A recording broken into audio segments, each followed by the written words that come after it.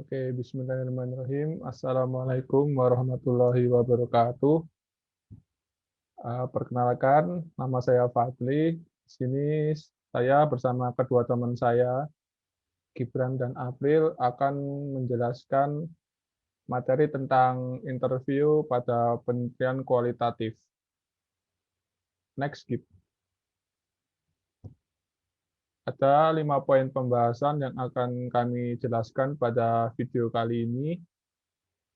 Eh, Pembahasan itu akan meliputi yang pertama, apa sih wawancara atau interview itu? Yang kedua, tindakan apa yang sebaiknya kita lakukan ketika mewawancarai seseorang. Yang ketiga, ada jenis-jenis wawancara. Yang keempat, lama dan pemilihan waktu wawancara. Dan yang terakhir, ada prosedur wawancara. Next. Oke, poin pertama tentang apa itu interview atau wawancara. Wawancara merupakan salah satu metode yang digunakan untuk mengumpulkan data dalam penelitian kualitatif. Atau definisi lain dari wawancara adalah proses komunikasi atau interaksi untuk mengumpulkan informasi dengan cara tanya jawab antara peneliti dengan informan atau subjek penelitian.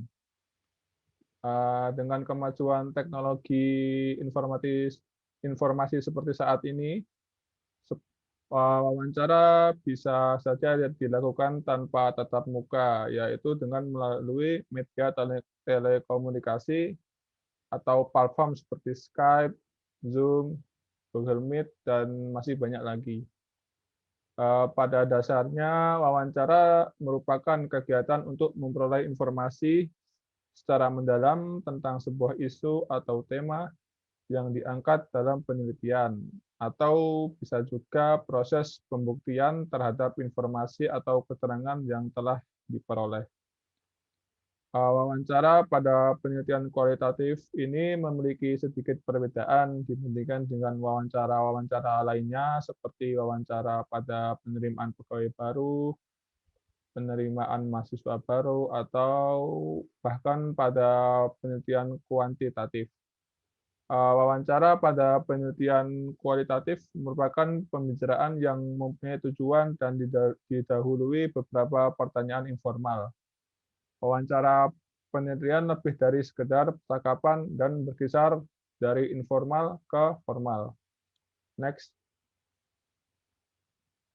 Oke, poin kedua tentang tindakan yang sebaiknya dilakukan ketika wawancara akan dilanjutkan oleh teman saya, April.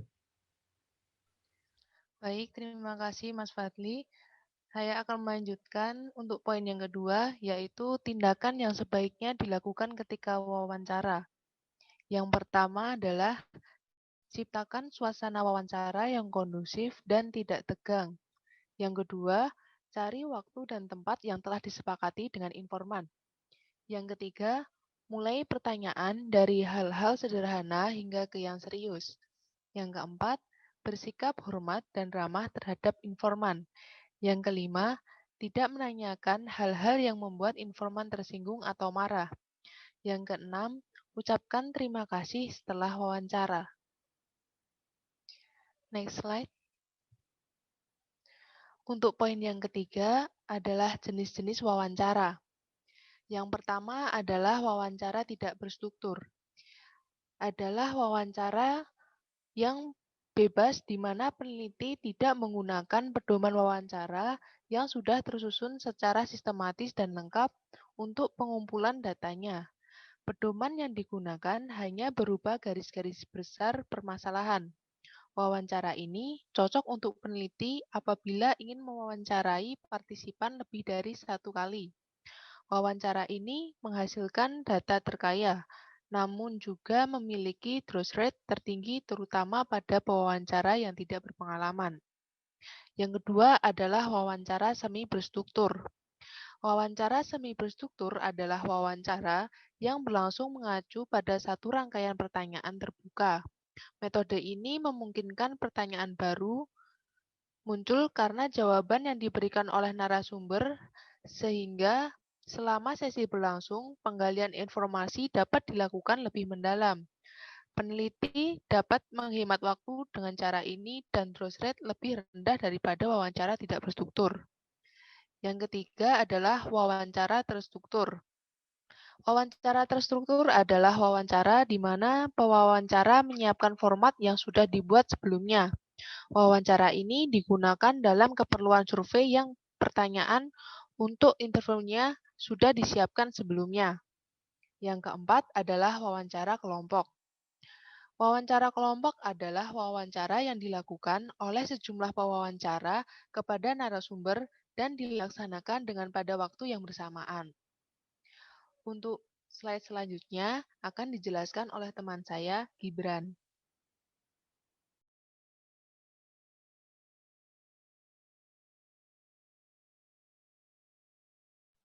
Terima kasih.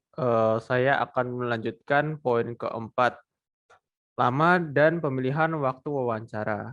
Berapa lama sih kita harus wawancara dan kapan waktu yang tepat untuk mewawancara? Jadi wawancara harus selesai dalam 1 jam. Sebenarnya waktu wawancara bergantung pada partisipan.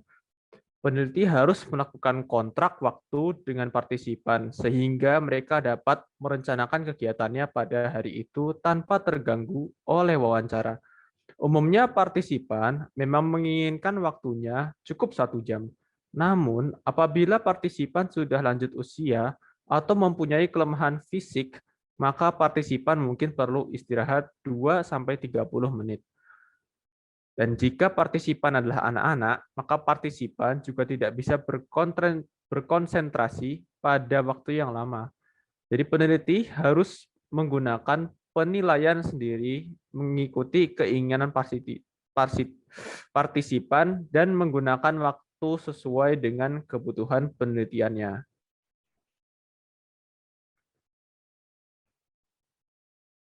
Oke, yang kelima, prosedur wawancara. Menurut Creswell, tahun 1958 menjelaskan tentang prosedur wawancara. Ini yang pertama, yaitu identifikasi para partisipan berdasarkan prosedur sampling yang dipilih. Yang kedua, tentukan jenis wawancara yang akan dilakukan dan informasi apa yang relevan dalam menjawab pertanyaan penelitian. Yang ketiga, siapkan alat perekam yang sesuai. Misalnya, mic untuk pewawancara maupun partisipan. Mic harus cukup sensitif merekam pembicaraan terutama bila ruangan tidak memiliki struktur akustik yang baik dan ada banyak pihak yang harus direkam. Yang keempat, cek kondisi alat perekam. Misalnya baterainya, kaset harus kosong dan tepat pada pita hitam bila mulai merekam. Jika perekam dimulai, tombol perekam sudah ditekan dengan benar. Yang kelima, susun protokol wawancara panjangnya kurang lebih 4-5 halaman dengan kira-kira 5 pertanyaan terbuka dan sediakan ruang yang cukup di antara pertanyaan untuk mencatat respon terhadap komentar partisipan. Yang keenam, tentukan tempat untuk melakukan wawancara. Jika mungkin ruangan cukup tenang, tidak ada distraksi, dan nyaman bagi partisipan. Yang ketujuh, berikan inform konsen pada calon partisipan. Yang terakhir, selama wawancara, sesuaikan dengan pertanyaan, lengkapi pada waktu tersebut jika mungkin. Hargai partisipan dan selalu bersikap sopan santun. Terima kasih, semoga bermanfaat bagi kita semua, terutama yang ingin melakukan wawancara. Sekian dari kita. Assalamualaikum warahmatullahi wabarakatuh.